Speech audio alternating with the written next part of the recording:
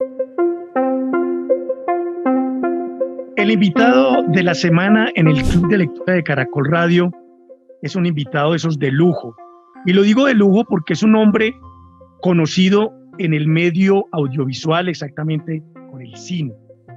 Y a propósito, pues, que nos asiste es la presentación del libro que acaba de salir de las editoriales. Estoy hablando de Gabo y Mercedes, una despedida. Ya se darán cuenta de quién estoy hablando, nada menos que con Rodrigo García Barcha. En él muy amablemente ha aceptado la invitación de nuestro programa, del Club de Lectura de Caracol. Rodrigo, bienvenido a nuestro programa, el Club de Lectura. Gracias por la invitación. Me da mucho gusto estar aquí. Me da mucho gusto estar en un programa de lectura. No de política, no de cine, no de chismes, sino de lectura. Exactamente, señor. Sí, señor. Tiene toda la razón. Este es un programa cuyo objetivo es el hábito de la lectura, rescatarlo. Este libro es el que vamos a hablar hoy, lo vamos a dedicar en nuestro programa. Y para comenzar, primero que todo, Rodrigo, leer el libro es poco el tiempo que uno necesita para leerlo. Es un libro hermosamente escrito, es un libro que nos lleva a una reflexión, es un libro que se puede leer en el parque, en el Transmilenio, en cualquier lugar. Puede tomarse uno el tiempo y leerlo porque es súper agradable. Son 126 páginas de una historia a la cual es lo que nos vamos a dedicar hoy en el programa. Primero que todo, Rodrigo, si hay algo que se ha cuidado de los ojos inquietos y, por qué no decirlo, perturbadores de algunos periodistas, es ingresar a la intimidad de la gente famosa. Y en este caso estamos hablando de don Gabriel García Márquez, famosos como él, como nuestro premio Nobel. ¿Y cómo es que usted decide publicar algunos episodios privados y, por qué no decirlo, íntimos en la vida del premio Nobel, más aún tratándose de su enfermedad hasta su fallecimiento? ¿Cómo concibe usted esta idea, Rodrigo? Bienvenido. Gracias. Bueno, realmente no fue una idea concebida en el sentido de que nunca me planteé, originalmente no me planteé si iba a ser un libro, un artículo o qué. O sea, nosotros estábamos viviendo lo que ya se nos había anunciado serían las últimas 3 semanas de Gabo aproximadamente.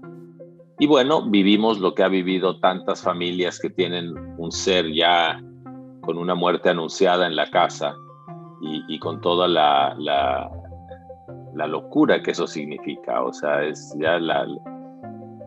era una situación tan cargada de sentimientos, de circunstancias, de coincidencias. Además, la inevitabilidad que se nos hizo clara muy rápidamente a mi madre, a mi hermano y a mí, de que el asunto sería por lo menos medio público, porque Gabo estuvo en el hospital, se supo que estaba enfermo, se supo que vino a casa, corrían rumores de que estaba muy mal. Rumores no demasiado descabellados, porque finalmente tenía 87 años. Entonces, si estuvo hospitalizado con 87 años, era normal pensar que a lo mejor estaba en aprietos.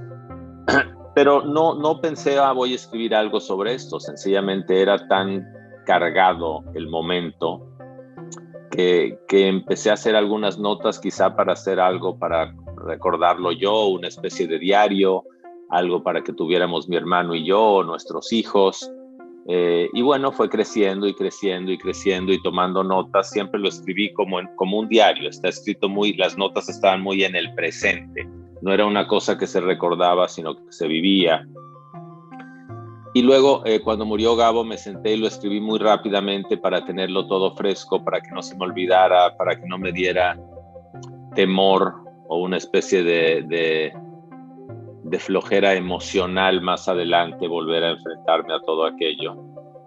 Pero lo puse a un lado. O sea, no sabía si era un libro, si era un artículo. Sabía que a mi madre no le iba a gustar que escribiéramos sobre cosas personales, aunque en el libro realmente no hay chismes, no hay grandes revelaciones, no hay nada, no hay mucha ropa sucia.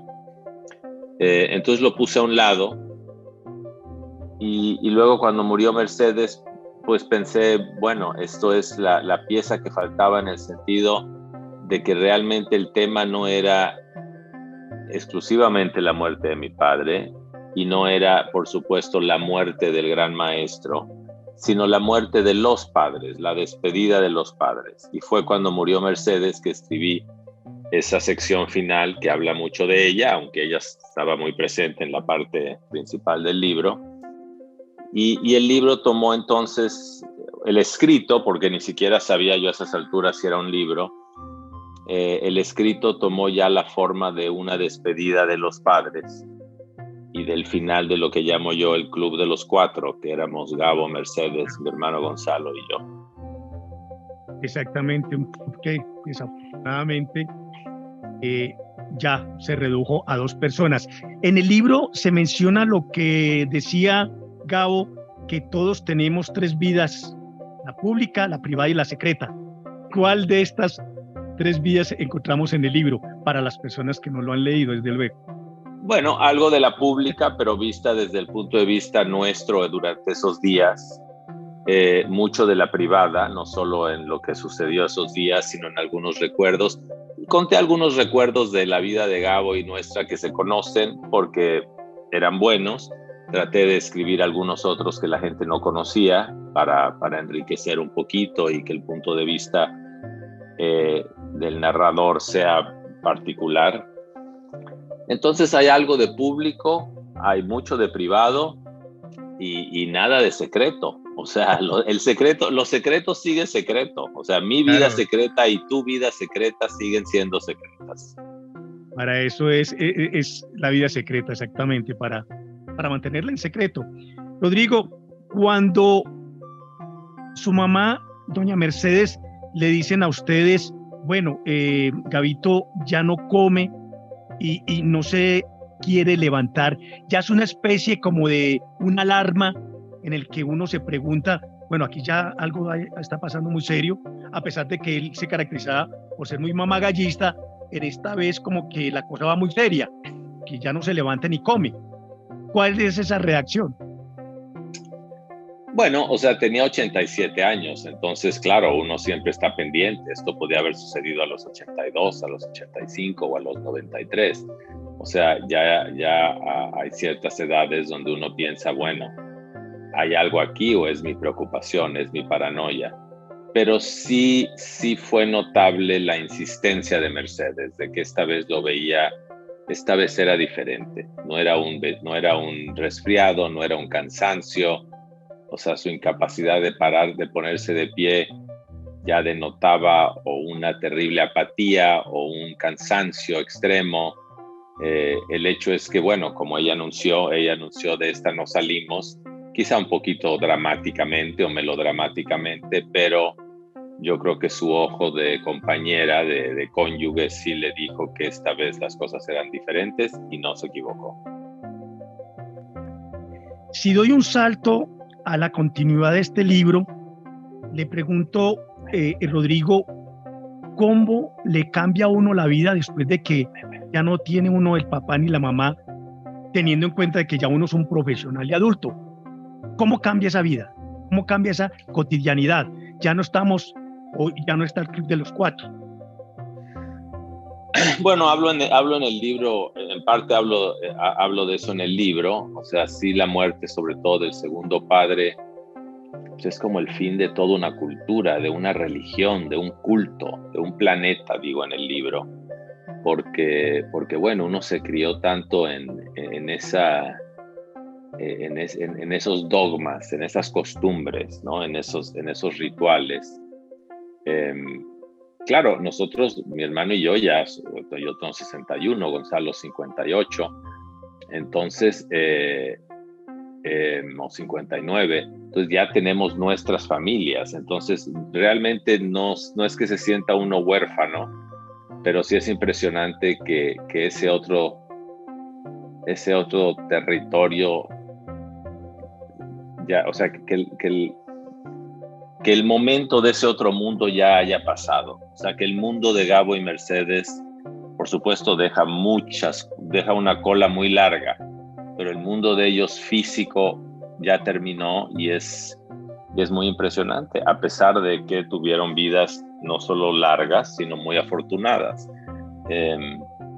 Y del resto, como decía, no es que me sienta huérfano, pero yo creo que crecen mucho la figura de los padres. Sobre todo, me sorprende la velocidad a la que ha crecido la de mi madre. Con Gabo tuvimos la larga despedida, porque él fue perdiendo la memoria ya los últimos 2 o 3 años, aunque seguía consciente, caminaba, comía, se vestía, ya no reconocía a nadie, no recordaba nada. Mi madre estuvo muy achacosa físicamente, pero con la cabeza muy entera. Entonces sí, esa sensación de que crecen mucho los padres, hay una contradicción un poco irónica, porque los ve uno con mucho más claridad, mucho más humanos, mucho más con sus virtudes y sus defectos, inclusive grandes defectos, grandes virtudes, aciertos, errores, pero los acepta uno como fueron. Y al aceptarlos así, yo creo que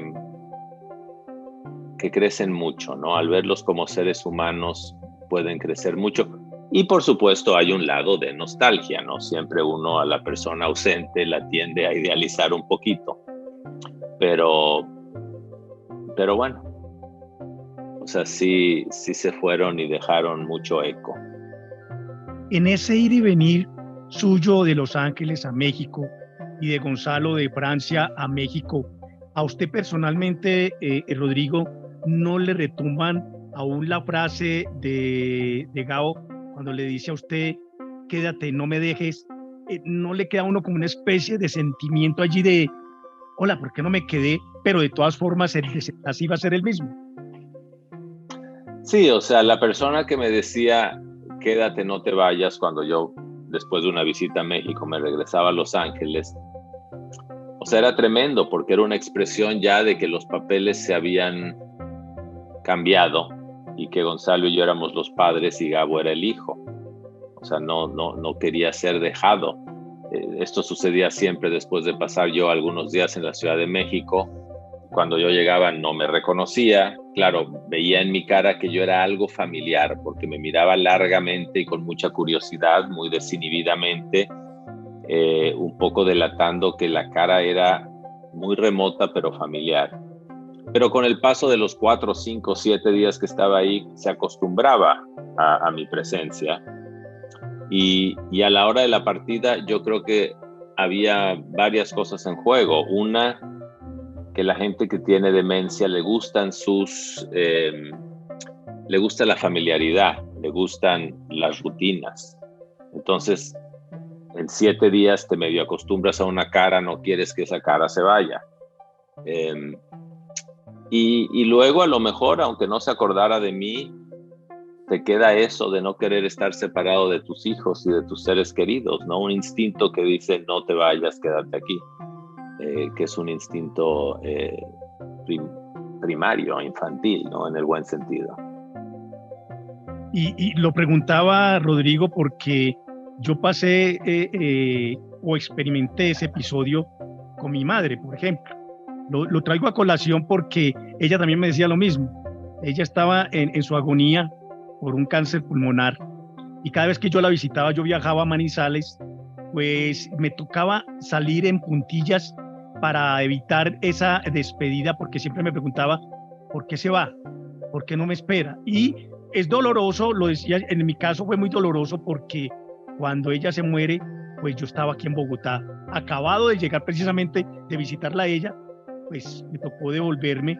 Y ese tema de la muerte, Rodrigo, no deja de ser un tabú, teniendo en cuenta que no somos conscientes, o la mayoría de la gente no es consciente de que uno nace es para morir. O sea, ya el disfrute de la vida, en ese transcurrir, en ese devenir, pues ya es otro cuento en el que debería uno prepararse, aunque nadie, entre comillas, está preparado para la muerte.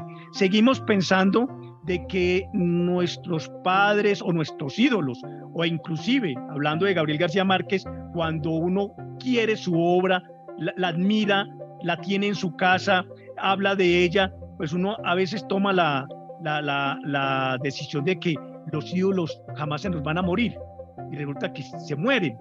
En el caso de Gabriel García Márquez, y hay que decirlo, públicamente, este libro es una especie de catarsis, porque le enseña a uno de que la muerte es irreversible, es inevitable. Usted mismo lo dice en el libro, y sin ninguna pretensión el libro nos ayuda a que hay que esperar este momento y hay que esperarlo con calma, como ustedes lo han tomado, tanto su hermano Gonzalo como Mercedes, e inclusive hasta su familia.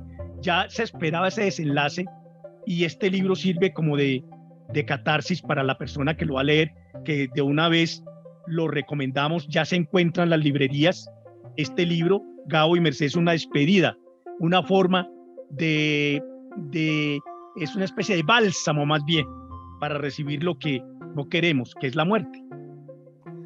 Sí, bueno, te agradezco eso. Sí, para mí sin duda, o sea, desde el primer impulso por tomar notas y aún antes de saber qué iba a ser el escrito, evidentemente sí, era mi manera de procesar, de ver, de darle un poco de forma y sentido a las cosas que no tienen forma ni sentido. Es el capricho de la vida, acaba, como quiere, cuando quiere.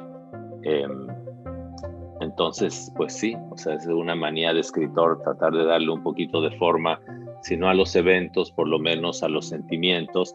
Y lo curioso es que cuando uno decide, ok, voy a contar esto dentro de estos parámetros, empieza uno, si tiene suerte y si se da cuenta, a encontrar cosas que enriquecen ese parámetro. O sea, en ningún momento podría haberme yo imaginado que iba a tener una anécdota como la del pájaro que cae muerto en la silla de Gabo, o el arco iris que brilla en el respaldo de su silla la mañana de su homenaje, o que la señora sentada junto a mí esté leyendo 100 años de soledad. O sea, todo eso es estrictamente cierto, nada está embellecido. O sea, fue una de esas situaciones donde las cosas sencillamente se conjuraron para contar la historia que yo sospechaba que estaba ahí, pero no tenía muy claro cuál era. Se me adelantó en ese episodio, Rodrigo, exactamente. Ahí está el realismo mágico. O sea, hasta en la casualidad, o en lo que usted dice, en la conjura, o en la conspiración en buen sentido de la palabra, se presentan tanto en el caso de la muerte de Gabriel García Márquez como en el caso de Mercedes también. Y la muerte de Gabriel García Márquez un jueves santo, como murió uno de sus personajes, era Úrsula Iguarán en 100 años de soledad. Todo es una conspiración, ¿no? Bueno, a lo mejor esas son las cosas que le sucedían a él y por eso fue escritor y el escritor que fue. O sea, no hay manera de explicar. Como digo en el libro, su secretaria me mira como diciendo, ¿qué te parece? ¿Cómo interpretas eso? Y lo que pienso no es interpretable, sencillamente es una cosa que sucedió y que será extraordinario contarla. Rodrigo, ¿acaso este libro responde a lo que su padre decía, que lo que más odiaba de la muerte era el hecho de que sería la única faceta de su vida sobre la cual él no podría escribir? Y usted decide escribirlo por él, es decir, hablarle a su padre sobre su propia muerte y sus repercusiones. Sí, digo, no fue el origen del libro, del proyecto, pero una vez ya encaminado en tomar notas y eso, me acordé de ese detalle. O sea, estoy escribiendo sobre la única etapa de su vida que él no podrá narrarnos. Y por supuesto no la estoy narrando yo tampoco. Él tuvo su propio punto de vista, yo tuve el más cercano posible, junto con Mercedes y con Gonzalo. Pero sí, o sea, o eso, o sencillamente me consuelo con esa idea para no sentirme tan culpable de haber escrito el libro y traicionado la privacidad de la familia. Claro. Y es muy respetable. ¿Cómo es que escoge usted los episodios de los últimos días del Premio Nobel y cómo es ese cuidado de nombrar a los personajes que usted nombra pero no los identifica? ¿A qué se debe eso? Bueno, los hechos están narrados casi cronológicamente de la parte que habla de Gabo, de sus últimas 3 semanas. Es como un diario, ¿no? Está contado en primera persona y lo cuento a medida que me va sucediendo. o que van sucediendo y que las cosas van sucediendo y yo las voy presenciando o se me relatan. Desde un principio pensé que habría un poquito más de intimidad si no nombraba a la gente por su nombre, si decía el médico tal, el amigo tal de Barcelona, su agente de Barcelona, un viejo amigo mío, un presidente, una prima que llegó de Estados Unidos. Creo que lo mantenía todo un poquito más íntimo y además no quería estar en una situación donde me tenía que preocuparme de a quién nombré y a quién no nombré. No quería echarme encima esa responsabilidad de que, oye, yo también estaba ahí, no mencioné a fulano, no mencioné a mengano, pero creo que hizo que todo fuera un poquito más íntimo, ¿no? Realmente por nombre solo menciono a mi hermano Gonzalo, a Mercedes, por supuesto, y a Álvaro Mutis se hace referencia, pero ya Álvaro había muerto unos meses antes o el año anterior. Pero esa fue la estrategia, ¿no? Tratar de simplificar, de destilar, ir al meollo del asunto sin perderme en detalles superfluos y en la preocupación de que si mencioné a fulano debería también mencionar a mengano. Y habría mucha gente que mencionar. La casa estuvo llena físicamente y de llamadas y luego en el homenaje en Bellas Artes, mucha gente, amigos de muchas décadas, más gente que llegó de Colombia esa noche con el presidente Santos. O sea, si hubiera empezado a nombrar nombres, sería más larga la lista que el libro. Es muy duro vivir en una casa donde está el padre y este padre es un premio Nobel y tener que ver que él está aislado mentalmente hasta el punto de no reconocer su propia casa y hasta el punto de no reconocer su propia familia. Bueno, sí, es duro, es una enfermedad absurda, o sea, increíble. Por otro lado, tiene algo, es como una enfermedad perfecta para la literatura, es como una enfermedad de la literatura. O sea, si el contar historia se basa en la experiencia pasada, en la imaginación, en especular sobre la experiencia futura y sobre todo en las relaciones interpersonales con los seres queridos. La demencia o el Alzheimer borra todo eso. No hay recuerdo del pasado, no hay sueños ni especulación sobre el futuro y ya no hay nexos porque todo el mundo es un desconocido. Entonces es una enfermedad fascinante porque es casi una invención literaria, como la enfermedad, la fiebre del sueño, ¿no? La peste del sueño de 100 años de soledad. Ahora, por otro lado, también cuando una persona sufre de eso, pues no está consciente de que está enferma, no está consciente de que se está muriendo. O sea, a pesar de toda esa dificultad, pues sí agradecimos que Gabo nunca supiera lo que sabíamos nosotros, era que tenía pocas semanas, luego días y luego horas.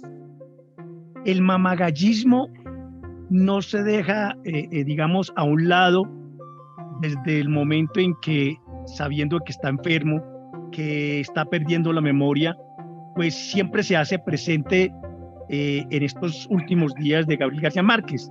Él decía, por ejemplo, en lo que usted lo menciona en el libro, estoy perdiendo la memoria, pero por suerte se me olvida que la estoy perdiendo, o cuando dice, se está muriendo mucha gente que antes no se moría. Dos sí. Episodios muy simpáticos que usted narra en el libro. Sí, inclusive en el hecho, ya en los últimos días hay un par de comentarios que hace que no quiero contar aquí para no echarlos a perder, pero que es una persona totalmente desorientada, que no sabe muy bien ni dónde está, ni quién es él mismo, ni quién lo rodea, pero alguna frase, algún evento, alguna circunstancia enfrente de él y sale su humor, ¿no? Cuando se despierta y ve a esas mujeres hablando al pie de la cama, o cuando la secretaria le pasa al médico el reporte de cómo lo están cuidando físicamente a él. O sea, hay un impulso, hay siempre su humor estaba ahí, aunque no supiera qué estaba pasando, quiénes éramos, dónde estaban y quién es él mismo, siempre había la capacidad, no siempre, pero todavía existía la capacidad a veces de encontrar el humor, lo absurdo, lo irónico, lo contradictorio de una situación. Conocemos en todo el mundo el libro de las memorias. Quedó pendiente el segundo y tercer tomo. ¿Qué lectura le hace usted, Rodrigo? ¿Se quedó, como decimos nosotros, se quedó en veremos? ¿Eso quedó así? ¿Hubo algo más importante o trascendental que el primer tomo? ¿O el primer tomo era lo suficiente que quería escribir Gabriel García Márquez? No, yo creo que él originalmente habló de varios tomos, pero a él también, o sea, es justo decir que él siempre le gustaba pensar en los proyectos muy en grande, ¿no? Entonces, a lo mejor originalmente pensó que serían muchos tomos, pero al acabar el primer tomo yo creo que sucedieron dos cosas. Primero, y lo dijo él abiertamente, le dio miedo que ya la etapa de 100 años de soledad para adelante, o sea, los siguientes 40 años, 35 años, eran ya los recuerdos de una persona muy famosa, exitosa, amigo de famosos. O sea, yo creo que era una etapa menos interesante, o por lo menos no iba a poder hablar de las etapas más interesantes, de las etapas más íntimas, de las vidas secretas, por ejemplo, o de sus relaciones con la gente de la política, la gente con la que hizo trabajo por debajo de la mesa, etcétera. Entonces yo creo que sintió que por un lado iban a ser tomos donde se hablaba mucho de conocí a fulano, cenamos en tal lugar, viajamos a París, o sea, algo frívolo. Algo un poco frívolo, por un lado, y por otro lado que no iba a poder hablar francamente de las otras cosas de la vida personal, porque ya como persona famosa tenía la responsabilidad de protegerse y proteger a los suyos. Todo eso coincidió también con que empezó a empeorar su memoria. Entonces yo creo que sí, ¿no? O sea, su falta de ganas de hacer esos tomos junto con el principio del fin de la memoria condenó esos tomos, pero no es que se hayan quedado sin escribir, yo creo que él no los quiso escribir al final. ¿Quedó algo pendiente? O sea, antes de entrar a estos episodios de la enfermedad, etcétera, ¿estaba escribiendo algo, algún proyecto en especial? ¿O ya había...? Sí, él tenía una novela corta, se llama En agosto nos vemos, la trabajó mucho, pero yo creo que le costó precisamente por lo de la memoria y nunca estuvo contento con ella. O sea, inclusive le dijo a su secretaria, esto habría que destruirlo. No lo destruyó, no lo destruimos nosotros, pero no está terminada. Está junto con todos sus archivos en el Harry Ransom Center de Austin.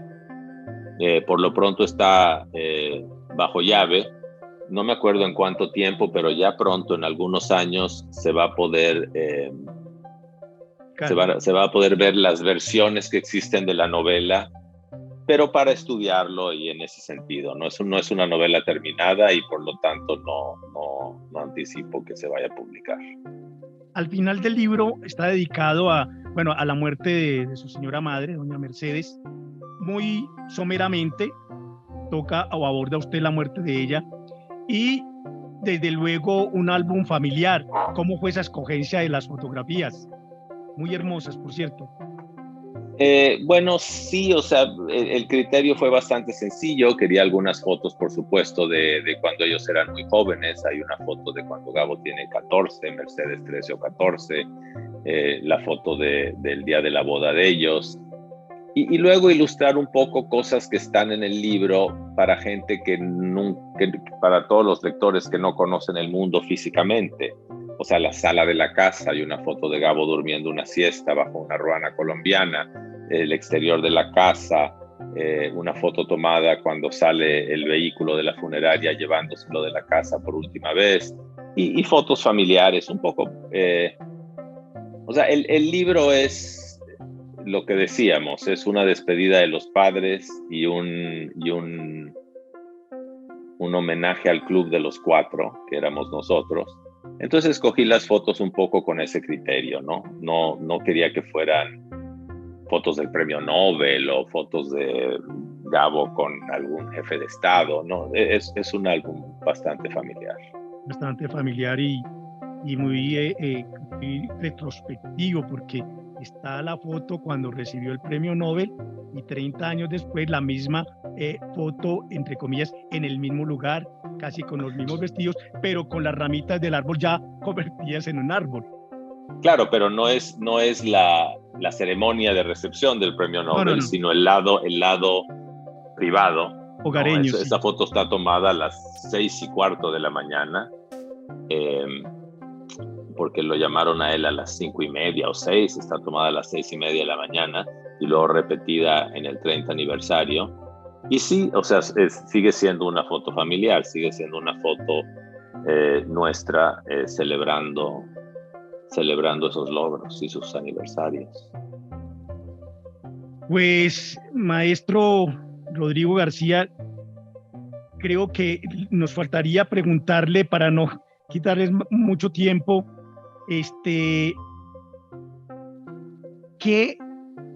¿alguna vez Gabriel García Márquez decía, o más bien, qué piensa de noche después de apagar la luz? Esa pregunta creo que usted se la hizo alguna vez a su papá.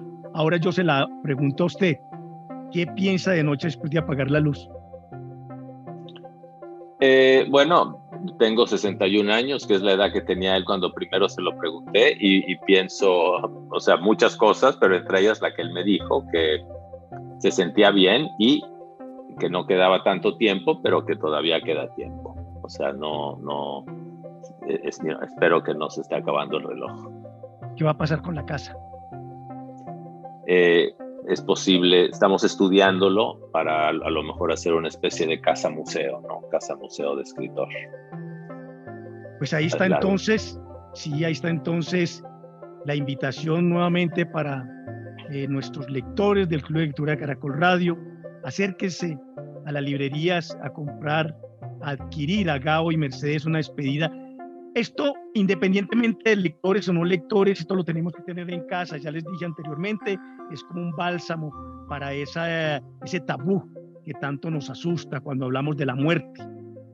Independientemente de que la muerte sirve también de inspiración para algunos escritores famosos también, que han hablado sobre ella y aún más la describen como algo muy hermoso. Bueno, esos son puntos de vista. Rodrigo García Barcha, de nuevo, muchas gracias por estos minutos con el Club de Lectura Caracol Radio, y pues a seguir adelante y que usted continúe con estos proyectos finalmente que se están cristalizando, como son los de su tarea como director de cine. Gracias por la invitación.